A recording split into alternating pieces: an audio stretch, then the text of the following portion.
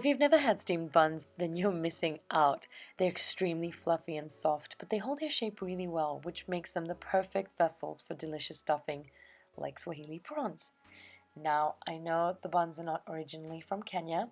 They're actually from China. It's a Chinese recipe. But there's a huge Chinese presence in Kenya, and so I felt it was fitting to bring the two together. Why not? And plus, it tastes really, really awesome. Now, without wasting your time further with the intro, let's get started. I've got 1.5 cups of coconut milk, and to that I added 2 tablespoons of melted butter and 2 tablespoons of raw sugar, followed by 2 teaspoons of instant yeast. You want to give it a good mix before you put the instant yeast, and then just set it aside for a while you prep your prawns. Now I've got some jumbo-sized prawns, beautiful ones, and I just cut them into smaller pieces. These were already deveined and cleaned up when I got them. I added a teaspoon of salt, followed by a teaspoon of red chili powder, and a teaspoon of tandoori masala. You can use curry powder if you don't have tandoori masala. I then also added 3 cloves of garlic crushed and a squeeze of lime.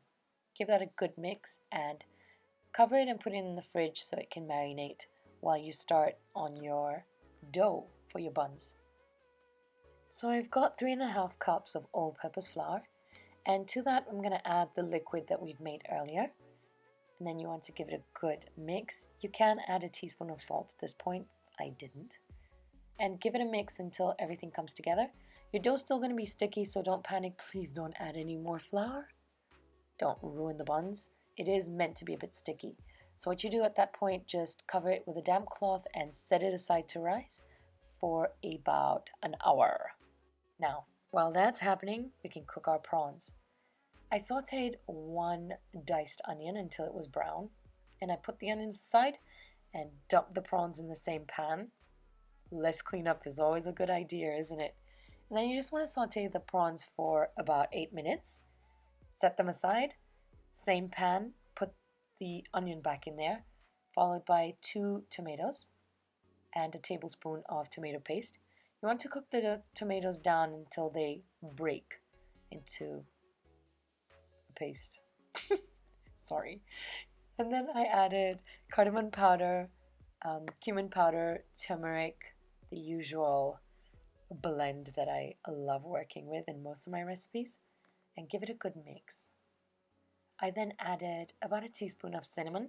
Recipe description is down, well, the ingredient list is down in the description box below. I also added some grated ginger. I like grated ginger. It's beautiful to see those little strips of ginger.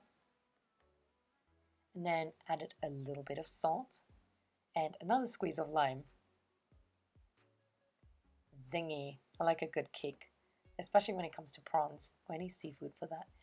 So next you want to dunk your prawns back in, sauce and all, or rather marinade and all, and then also add some coconut milk.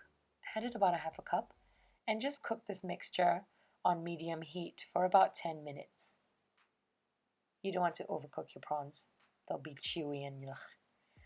You then add 3 tablespoons of dhania, which is coriander. Oh, look at that. Don't you just want to have a bread right now and just scoop that all up? Aye, Lord. Okay, back to the dough. So my dough rose, give it a good punch, work those muscles, and then cover it again and let it rise again, a second time. Okay? Now after the second rise, we're ready to roll. Well, not roll, but cut out pieces. I usually do some mathematics so that I can get equal portions, and I got 9 portions from this, so 9 pieces that weighed the same. And I covered my steamer with banana leaf. Now, like I said, the dough is super soft, so you just want to form a disc shape with your hand and take one piece and then make sure you form the disc shape, cup it into your hand, and then you want to fill it with about a tablespoon of prawn mixture. Don't underfill, please. Underfill the buns are just so disappointing. So you want the ratio to be good. Not too much, not too little. Just right. So I found like a tablespoon was perfect. You then want to seal it, so just bring all the sides together. and squeeze the open side like I'm doing. Just pinch the sides together. And then once it's come together, you just want to sort of give it like a little twist around. Makes them pretty and keeps them closed. And then put it on your steamer. Repeat with all the buns. Remember, ratio is very important. Don't be stingy here. I hate stingy buns. I hate stingy anything. Stingy pizza, stingy buns. So anyway, we're going to let them rise a third time now that we've filled them. Should take about 15-20 minutes. When you're ready to steam, here's a quick tip.